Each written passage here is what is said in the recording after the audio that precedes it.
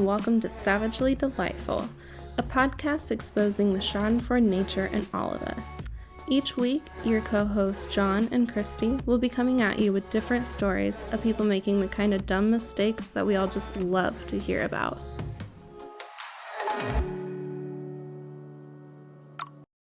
And we're back. Episode 16. Welcome to Savagely Delightful. Shout out to my dad for always listening. Thanks for supporting us, Mr. Levesque. We're about to be married and you're calling him Mr. Levesque. Yeah. Oh, no. When this episode drops, we will be marrying this weekend. Oh, we will. Yeah. Damn. Because I think this will drop on the 13th. Yeah. And getting married on the 17th. Damn, that's awesome. So when this drops, everybody else, I hope that you're relaxing, enjoying this episode. Because Christy will be pulling out her hair. Because on the other end, I will be freaking out with 12 million things to do. Even though we've taken care of mostly everything. But that's just the type of person I am. That's true. Yep. So. That's not going anywhere. Yeah, right? You're marrying that, so. But yeah, so we hope you guys enjoyed this episode. John, do you want to start us off? I would love to. So the first story was submitted by J. Smith 4523. It's Jaden Smith. It's Jaden Smith. Jaden Smith has submitted his story to us. Oh, God. And he writes, this was 8 years ago. Praise be. Praise be. I was a troubled kid in middle school. So was I, Jaden. I still am troubled at my soul. He writes, I was a troubled skid in middle school. Skid. God bless it. I was a troubled kid in middle school. I was suspended a lot, had all Fs in my classes, and just did stupid shit. I dated this girl who was interested in me and ended up breaking up because her friends thought I called her baby one time when I didn't. Isn't that like a cute pet name though? Is that a bad thing? Yeah, I thought that was like a cute nickname.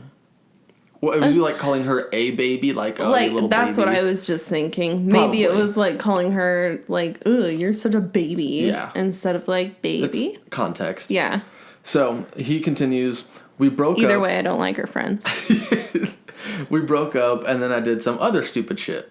But this one time, we were in passing and I had seen her in the hallway running from a friend of hers. We were never... Running from the friend because she's a bad friend. Yeah, spreading rumors. Loose lip sync ships. Yeah. We were never enemies or anything, so I was joking.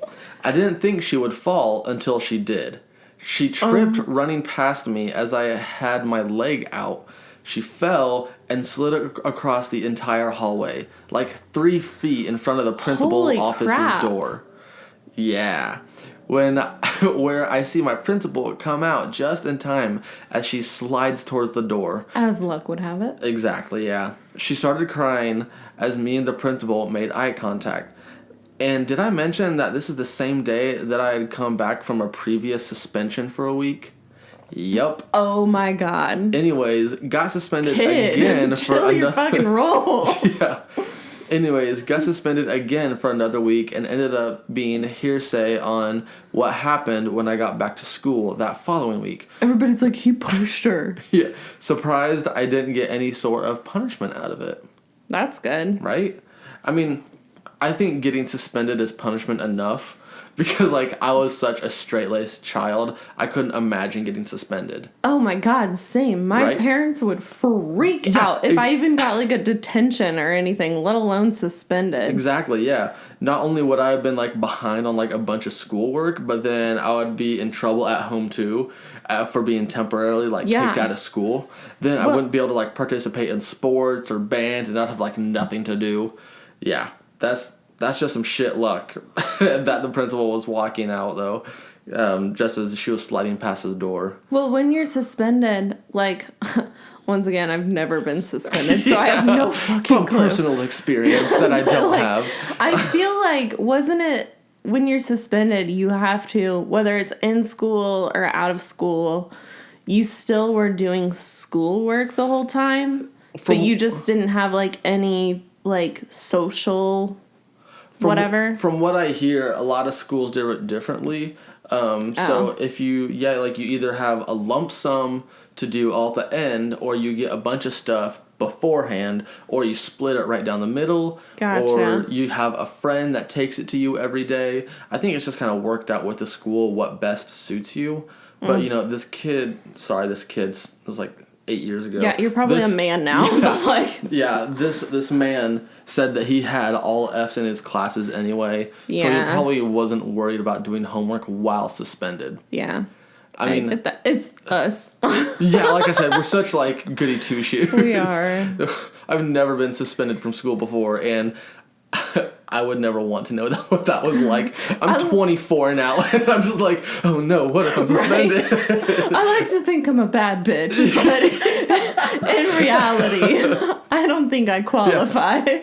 Yeah, I got in trouble for like a couple things that were like all okay with me and my friends though, but the teachers didn't like it, so like I would get scolded. Yeah. But like, our friends and I, my friends and I were like on the football or wrestling team, horsing around, being dumb, throwing each other into lockers, or just like, I don't know, just dumb shit. But then the teacher's like, I don't like what you're doing, I'm gonna yell at you. But I never got suspended.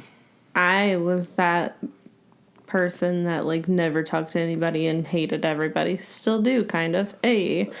But so You ever got in detention? No. Never? Nothing. I got detention one time. Once. For what? I think I was just like in the wrong place at the wrong time saying the wrong thing. Sure you were. No, I promise. Is it because your dad's listening? Yeah. No, my dad knew everything about what happened in middle and high school. He could probably tell better what you did wrong. Yeah, he is surprised that I wasn't suspended for some things.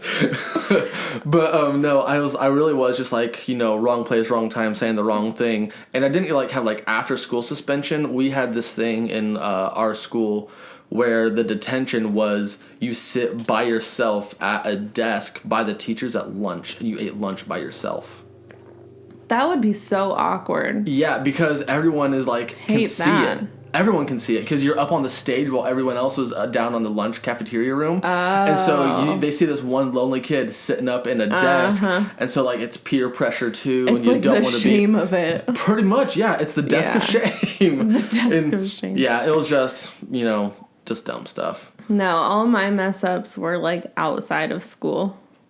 Like what? Like, I don't know, just stupid things that I would get in trouble for. Mostly like chore crap. That was like the biggest thing. One time I was supposed to be hanging out at my friend's house and staying the night there. Turns out she didn't get permission for me to stay there. And so I had to sneak out of her house to sneak back in later because I was already dropped off there and I had nowhere to go. And then my parents viewed that as me sneaking out. So then it was just like a whirlwind of fuckery. So that messed me up. But I also... Did that scar you? Yeah, I'm still bitter. I'm still very bitter, if you cannot tell. But also, I would do, like... My parents are weird.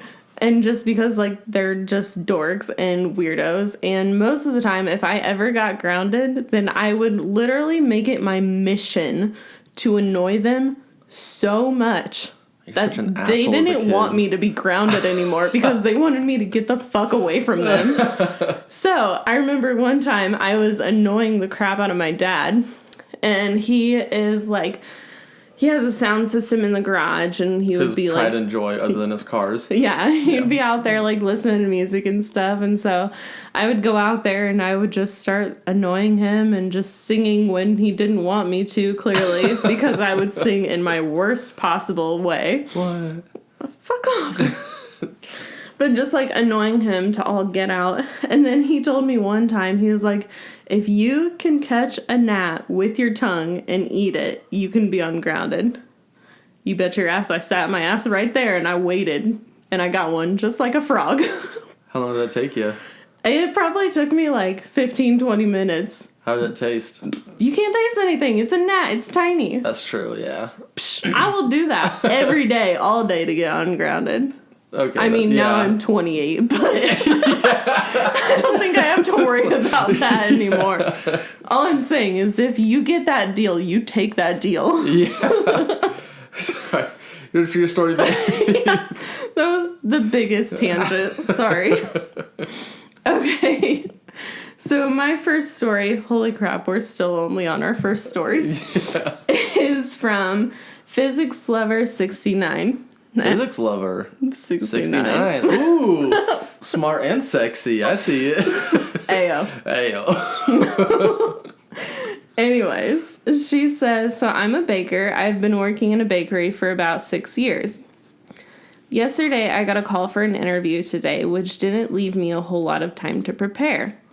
Normally, at the very least, I would look up their menu or products to see what I was getting into and what I would be baking. Unfortunately, I was super busy and didn't get the chance to. I figured I'm a good baker and I can figure it out as I go during the interview. Okay, so the interview was going well in the beginning. We were getting along really well, and I think I was hitting it out of the park. Until she asked me what my biggest pet peeve in baking was. I decided to answer honestly. Nope. Nope. My biggest pet peeve is baking when people add lavender to great desserts in an attempt to elevate them. I honestly hate when, and she put this in like parentheses, so like she did not state this in the interview. She said, I honestly hate when people add lavender to their baking. I'm not a fan of rose either, but at least rose doesn't taste like you added soap. I wouldn't know the difference if you put it in front of me. I mean, I've never had that stuff in desserts and stuff, but I do know that like lavender does smell and taste like soap sometimes. I don't think Walmart cupcakes has lavender. Right. That's our level. Yeah. Physics Lover, if you want to send us some baked goods, we're down for it. We'd give you a shout out.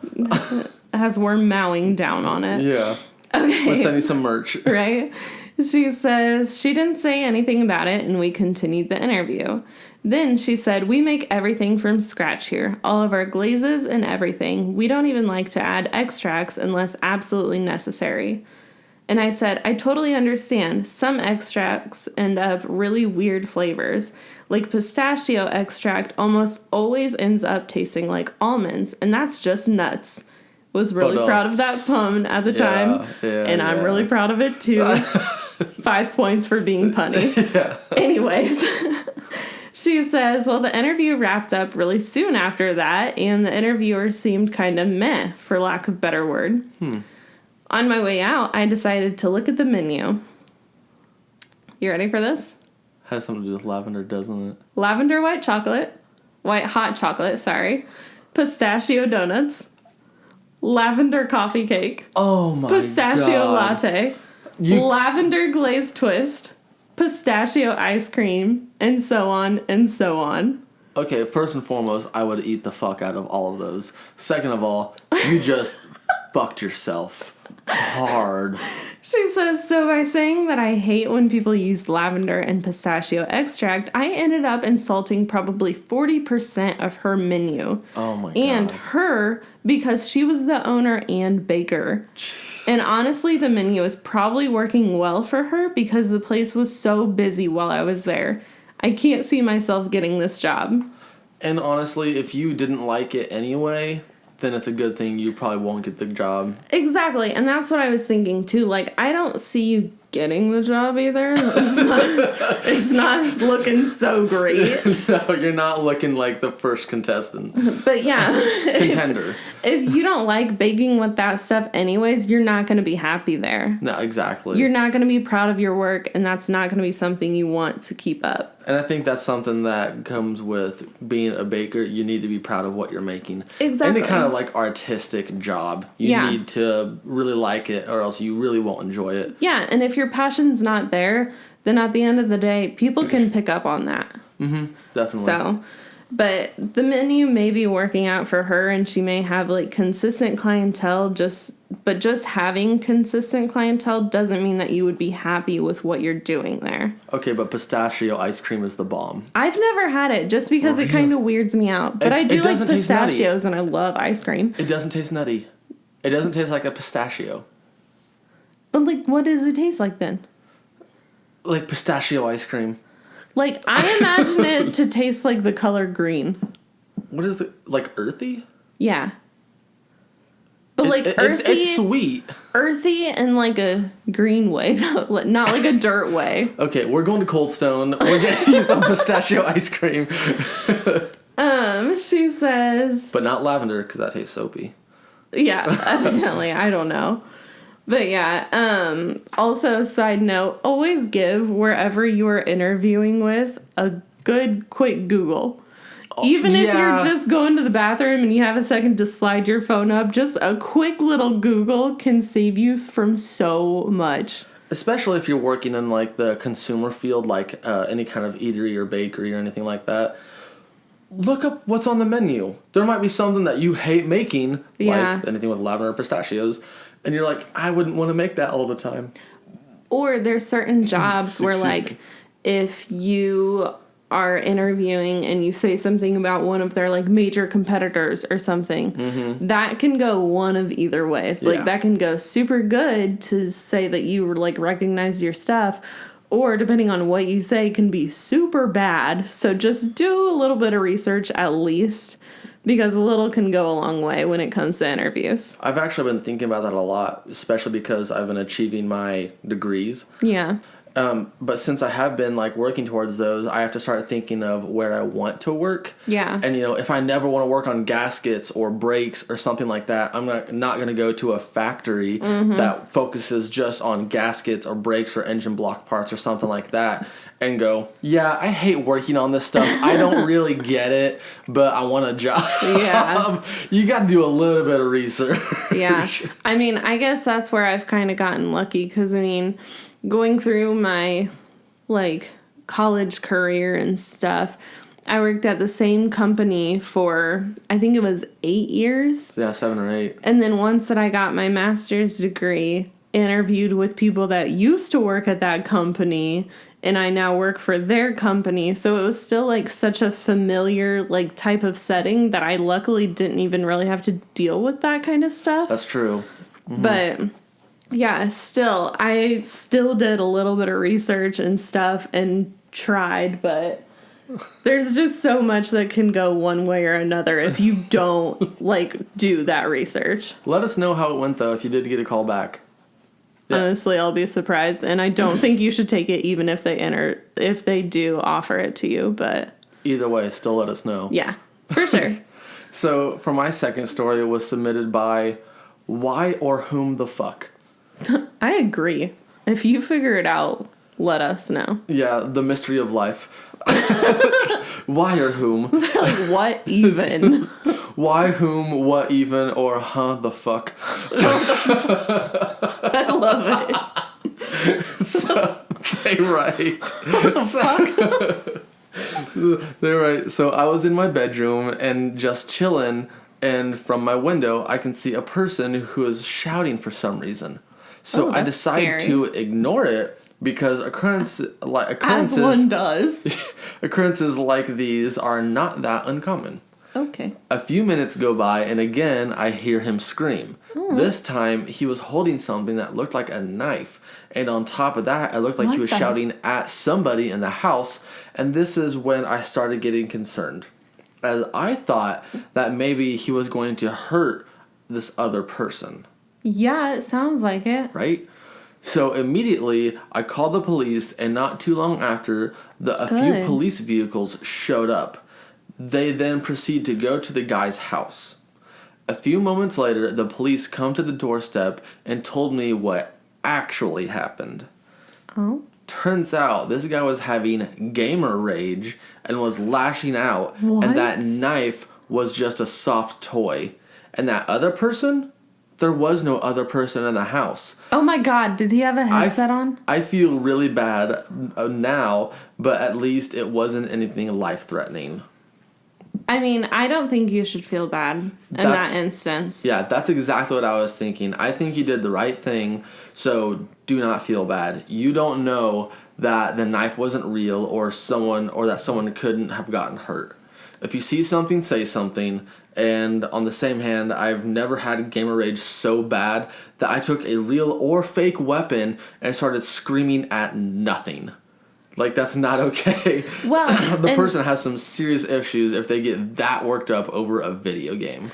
And, like, who has a fake knife on hand while they're gaming? To me, that's super weird. Well, also, this guy is, like, chilling in his own bedroom and sees this guy, like... What I'm thinking, either, okay, he might be inside his own house, or the guy waving this, like, soft knife around might be inside or outside. Either way, that's just kind of weird. Like, put it away. Yeah, no, I totally agree. But, I mean, if you think about it, if we're in our, like, kitchen, we can see into our neighbor's window. Yeah. So, like, it's just how windows line up sometimes. But at least, like, you did call. Because then there's other stories, like the Kitty Genevieve's case, which was, like, way back when she was literally getting murdered in the street. And, like, nobody did anything because everybody assumed that somebody else was going to call. Mm-hmm. So nobody did anything. So, like, this is the opposite case of that, and I would so much rather that happen. Yeah, you did the right thing. Yeah, false calls are better than no calls at all. Yeah. But, like, gamer rage to the max. Holy crap. Yeah, I get pretty worked up sometimes. I'll scream at the TV, but I have my controller in hand, and I'm sitting on the couch. Plastic knife. Yeah. Who even? I'm not going Jason in my own house.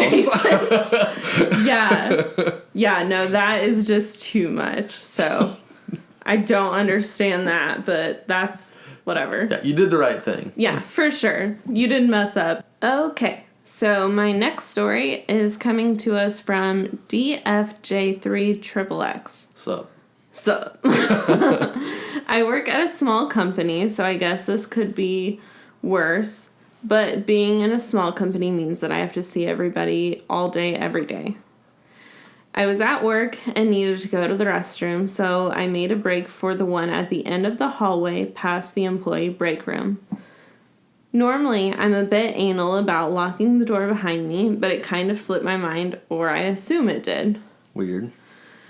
As I was sitting there, I realized the door wasn't locked. It bothered me, but everybody had finished their break, and I had waited until the hall, break room, and restroom were clear. I'm a bit of a shy pooper before heading in. Everyone has a thing. So, which I mean, I am too. You're a no pooper. I called you out. They didn't have to know that. But, like, anytime I'm going to the bathroom at work, I hate when somebody else walks in. Because, like, our bathrooms just have stalls.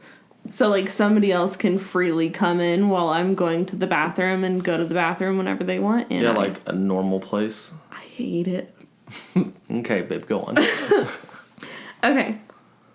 So he says, I finished, clean myself up, and stand up. Well, I still had a bit of pee left in me, and since my pants were already down around my ankles, I just turned and faced the toilet.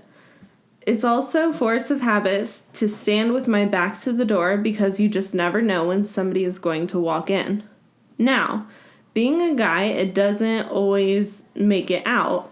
As Stephen King once said, no matter how much you shake and dance, the last few drops end up in your pants. Yep, 1,000% true. Yep. So I got into the habit of squeezing out what I could after shaking. This is when the door flies open. On his stall? Or in the... From what This is a singular bathroom. Yeah, from what I assume, it is just a singular bathroom with a singular door, no stalls. Makes sense. So he says, now I'm not sure exactly what they saw, but he was fully inside the restroom looking at me when he says, oh, sorry. I was standing there, pants down around my ankles, facing the toilet. I didn't turn around. I just looked over my shoulder and said, just a minute. He walked out and closed the door. I don't know. Looked like he was doing a number 8. A number 8? Yeah. Yeah? Yeah, like number 1, number 2, and then like there's multiple positions for the bathroom, and like a number 8 was you're at a stall, just peeing like normal, but your pants are around your ankles. Is that a literal thing? It's you know like how like the bro code isn't a literal thing. Yeah. It's like like that's what that is. I have never heard that before. I guess I'm not part of the bro code, but... Yeah. That's crazy. Okay, didn't know that. Number 8. So, he's doing a number 8. I don't know which is worse, though. Either they think I was jerking it into the toilet. God, that's worse. Or they think I pissed like a 5-year-old with my pants around my ankles. So far, 3 people that I saw smirked as they said hi to me. Which I think that smirk is in your head. Or it's just real shitty of them. Right? For saying something. But how petty do you have to be to, like, actually see a coworker in the bathroom and then talk to other coworkers about it? All right, how about this? Hey, Christy, how petty are your coworkers? No comment. Exactly. But no, like, that's a whole nother level of immaturity. Yep, it doesn't stop at one spot. I'm just saying. Okay. I feel like the smirk was in your head, and I would like to think that he feels guilty for barging in on you, and I would like to think that you just feel a little bit vulnerable. You're in a vulnerable state and a little bit embarrassed. And maybe that's why you think other people were smirking. Maybe. John's not convinced. Nope. The smirk was real. John's like, you need to quit now. Or they're all impressed. Quit what? Oh. Hey. There you go. A nice little positive spin on it. Right, there you go. I get it. Always assume the best. Yeah, he was impressed with what he saw, actually, and that's why he wanted to tell everybody. He's never had the confidence to do a number 8. You showed him the righteous path. You asserted your dominance by doing a number 8. You're the new CEO. Where you knew he could see. You own the company. That was on purpose. What a bathroom power move. God, we need to learn from you. He just figured it out. He knows exactly what he's doing. Yeah, he did this on purpose. God bless. He left the door unlocked on purpose. That's why he didn't remember if it was locked or not. Remember, quote unquote. Yep, he was like, I'm ready for someone to walk in. We know your story. Power pose. Power pose. As you just check over your shoulder. Just a minute. I'm not done here. Okay, I'm sorry. I'm so sorry about this. So my next story. Yeah, let's go to the next. Yeah. This. Sorry. We think you did a good job. Yeah. Don't feel ashamed. Yeah. This next story was submitted by Nikki from Colorado. Hi, Nikki. What's up, Nikki? So this happened yesterday. I work a boring office job. Right now, everyone else is working from home, but I am sort of the face of the office, so I'm back at work full time. I mean, I am too, so don't worry about it. But I'm also a labor worker right now. Same, but I just live in an office setting. I live in an office setting. I work in an office setting, but it's for like an essential job industry. That is true, yeah. Kind of have to be there. So she writes, being here alone all day with most of our clients also remote, there's not much for me to do. Nice. I listen to a lot of audiobooks and Reddit a whole bunch. And podcasts. Yeah, hopefully. I mean, that's what I do. You know, I listen to audiobooks and podcasts throughout most of my day. I do too. So she continues, I live in a legal state, so I occasionally pop an edible when I'm at work. What? And in quotes, she says, yes, my boss probably would not be thrilled to learn this, end quotes. I often question this. If you live in a legal state, well, I guess that companies can have their own restrictions too. So I work for a company where they have told me that even when the mask mandate has been lifted, we still have to wear masks in our company. Yeah. So like, I can assume they do the same thing with weed. You know, if you work for a more privatized business, they probably don't care as much. If you work for more of a, let's say, government-regulated business, then, like, it is probably like, nope, if you pop, it's still, like, illegal to the federal level, so it's not okay. Yeah. So that's where I see it. Well, and that makes me wonder, too, because, like, CBD is technically legal. I feel like my work put out some kind of policy with that too. I think that that's not allowed with my work either. My work, so that makes sense. My work sent out an email saying that, and even in the non-legal state, CBD is considered illegal too, and will pop on a drug test and will fire you on the spot for that too. Yeah. I don't know how I feel about that, but that's besides the point. Well, this isn't a political podcast, so we're just not going to get into it. I know. That's why I'm like, people don't want to hear that shit. That. Yeah. So she continues, now I don't want to actually get high at work, so I usually just take half a dose, and it makes me very nice, a relaxed feeling that helps me ride out the day. Okay. Sometimes the piece I break off is small enough so that I barely have any noticeable effect at all. So yesterday, I broke off some of a cookie. A larger chunk than I usually eat broke off, but it was close to the end of the day, so I didn't worry about it. I have a gym in our building, and I usually spend the last 30 to 60 minutes of my workday just on the treadmill. I ate my cookie, changed, and headed to the gym.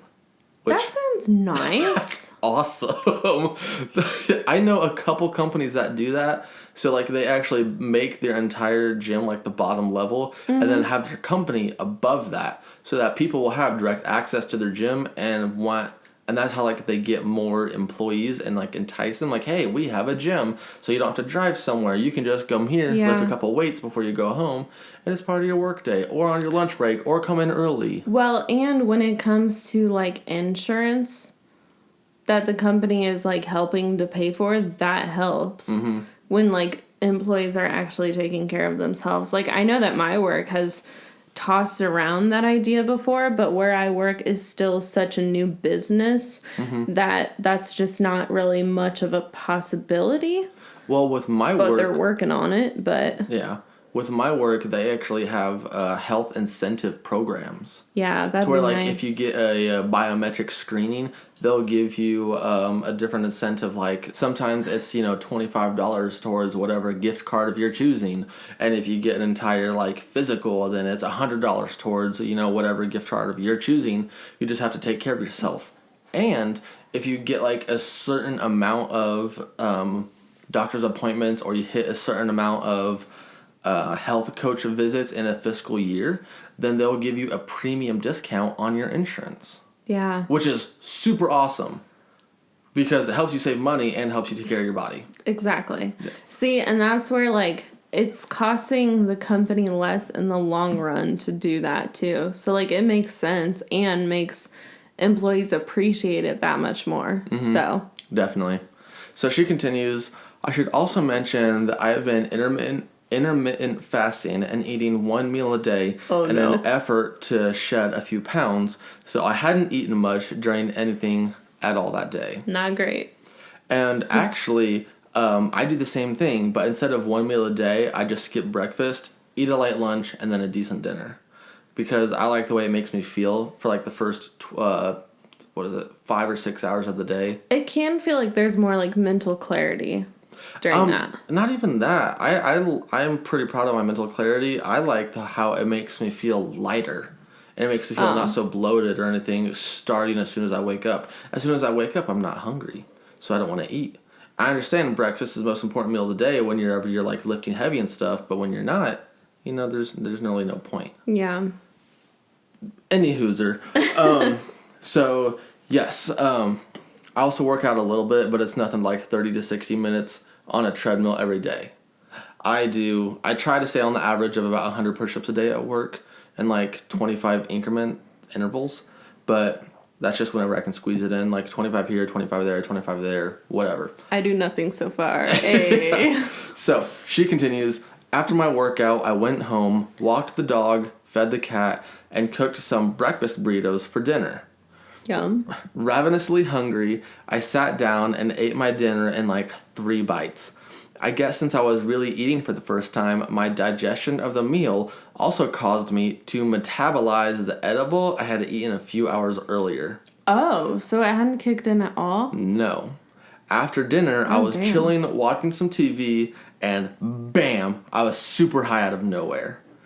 There was no slow creep. I just got very suddenly very stoned. 0 to 60. Yeah, since I had completely forgotten about the cookie, I had no idea what was going on. Everything felt fuzzy to me, like my head was in a cloud, like I was high. But because I wasn't expecting it, I became extremely paranoid, thinking that I had somehow poisoned myself. I rushed to the bathroom and made myself throw up my dinner, and then sat there staring at the wall for a few minutes before it slowly dawned on me, my stoned mind, that I had eaten a large chunk of cannabis cookie before leaving work. I laughed about it, but man, I've never felt so dumb, and I had to make second dinner. But at least, like, I don't know. My mind always goes to, if you did eat something that was bad, at least you threw it up.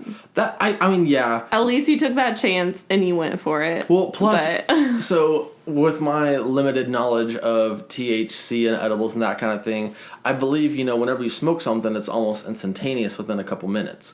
Whenever you eat something, it takes 15 to 45 minutes to start kicking in.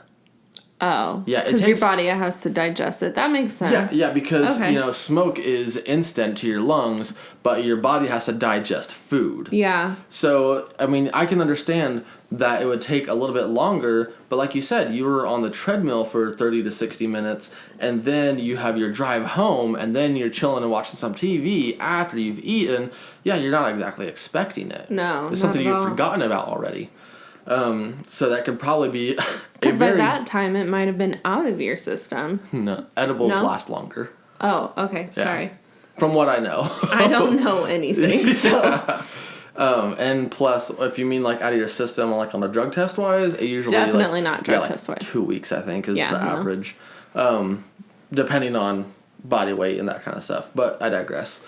Yeah, I would have been super paranoid too, though. Because I would have completely forgotten about it. After a workout, you don't really remember what had happened. You're focused on your workout, and then you drive home, and then you're eating, worried, and not worried, but focusing on what you're going to do, the next. What's your plan? What are you going to do? Are you going to do laundry? Are you going to do chores? Something like that. But I wouldn't have gone as far as making myself throw up. No, if it was me, I would have just wrote it out. I'm like, well, we'll see what happens. Yeah, there's... I mean, I try to be pretty careful about what I put into my body. I've eaten raw chicken a couple times before, on purpose or accident. On purpose? I mean, oh my God. Your dad's ribs. That wasn't chicken, but yeah. Well, the chicken and the ribs. And we just wanted to be out of there. Yeah. So, anyways. Yeah, there's we're not going to talk about that.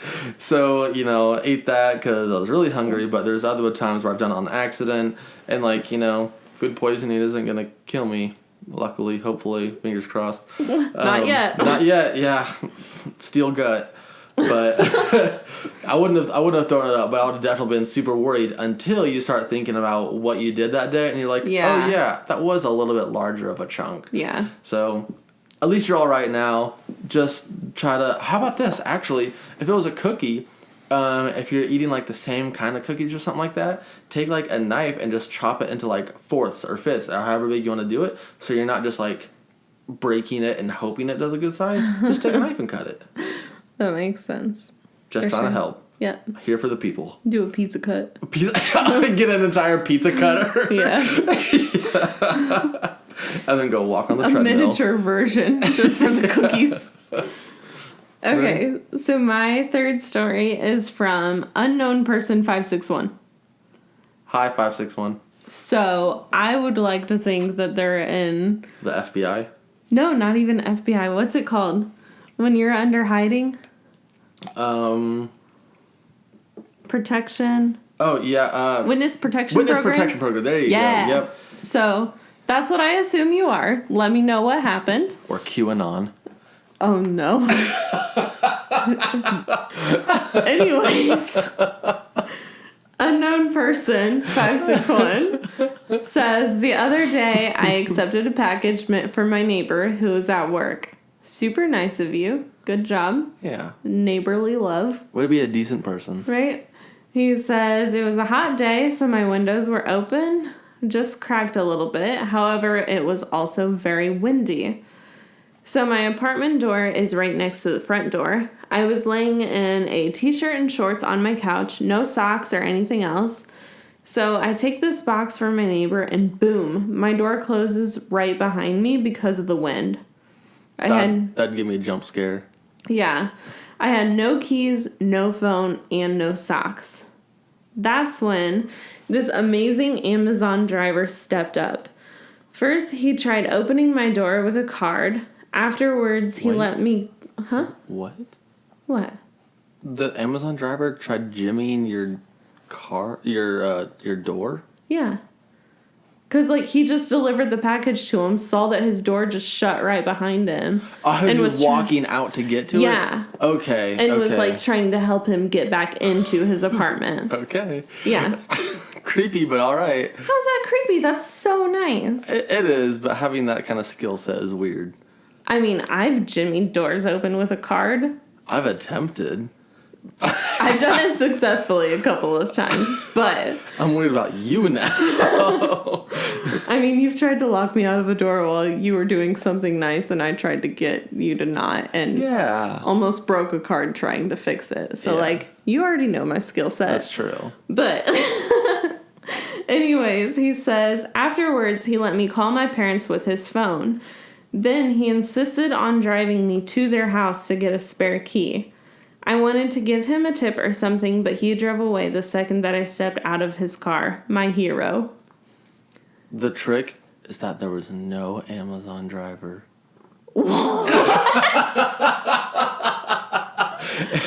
It was you the whole time.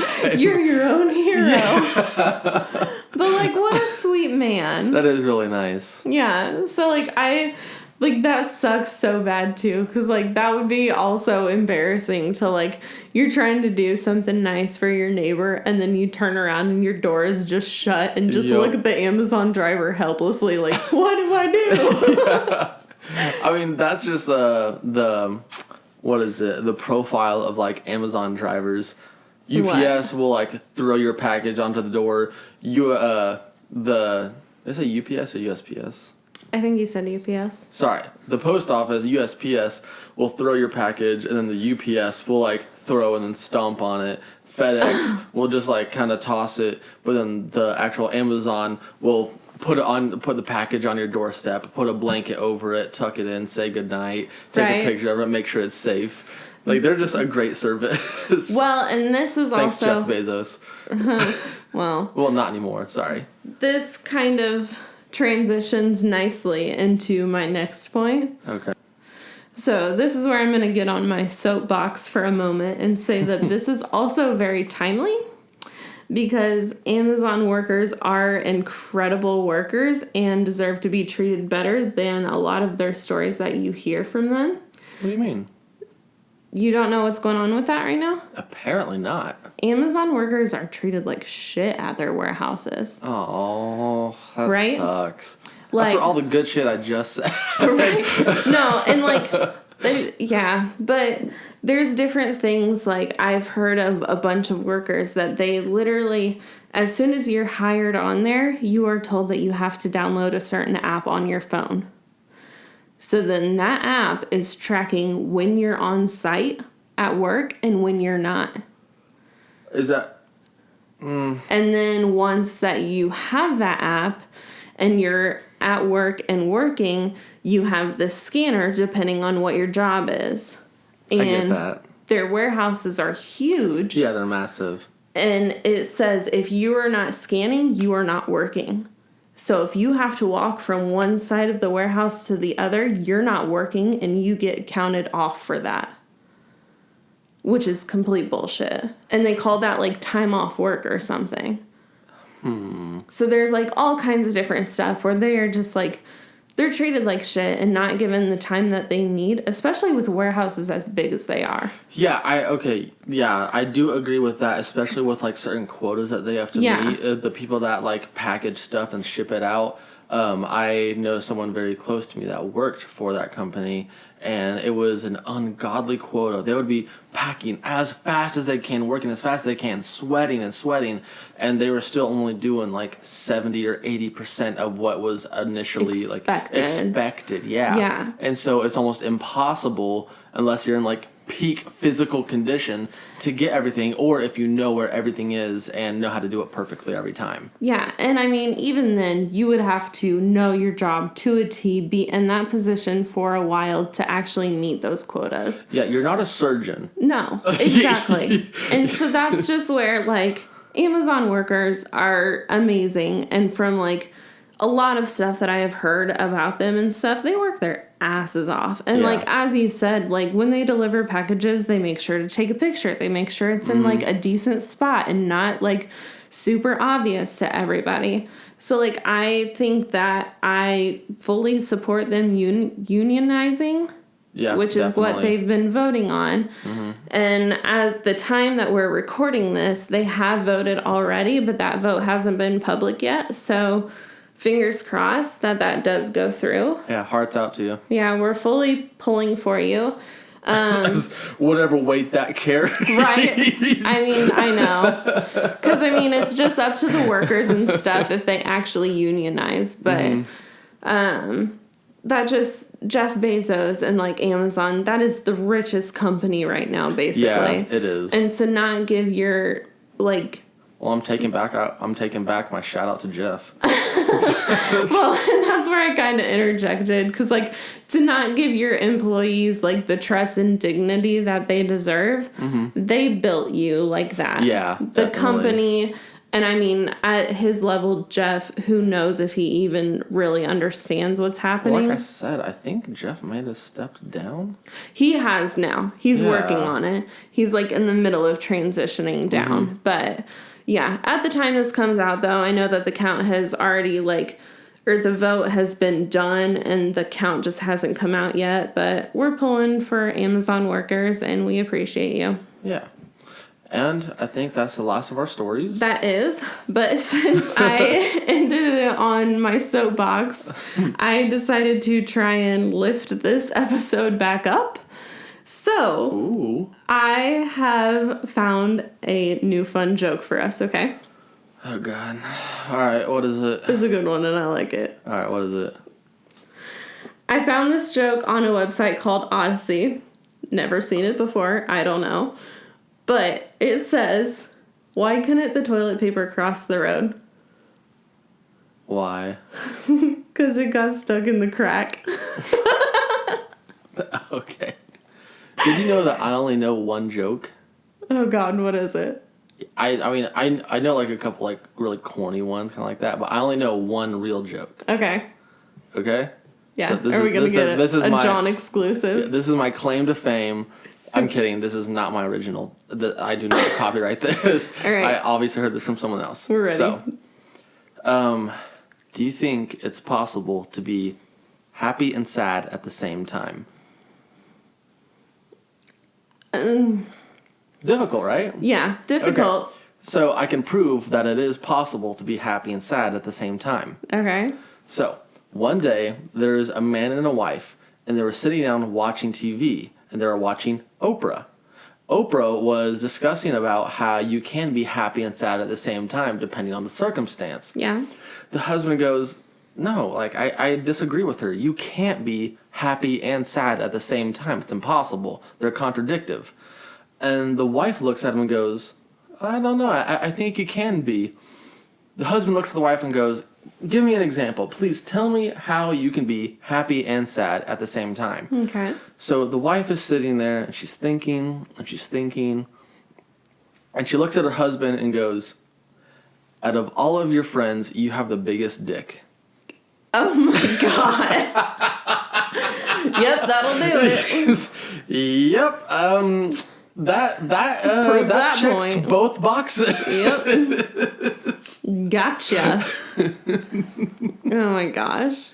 Also, hey, honestly, if you guys have some better jokes, let us know, and we might put it on our next episode. I just feel like it's so much better when there's stories like what I just ended on. That's ended true. on a joke. Like, just round it out. There you go. Yeah. But yeah, if you guys have any stories, submit them to savagellydelightful@gmail.com. Or jokes, apparently. Or jokes, yeah. We're not transitioning to a comedy podcast, but I mean, we kind of already are a comedy podcast. Yeah, we're not serious. But I mean, whatever. Just we're not telling knock-knock jokes every episode.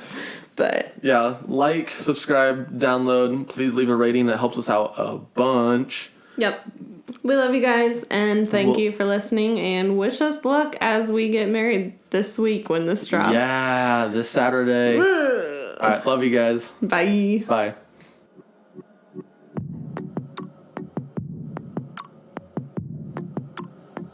So, you may have made a mistake today, but at least you didn't mess up as badly as the people we discussed.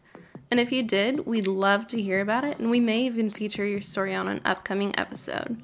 You can find us online at www.savagelydelightful.buzzsprout.com, on Twitter at savage_delight, and on Instagram, Facebook, and YouTube at Savagely Delightful. If you like what you heard today and want to show your support, please consider donating to us on Patreon at patreon.com/savagelydelightful. Don't forget to like and subscribe so you don't miss future episode releases, and please consider leaving a review so it's easier for others to find our podcast.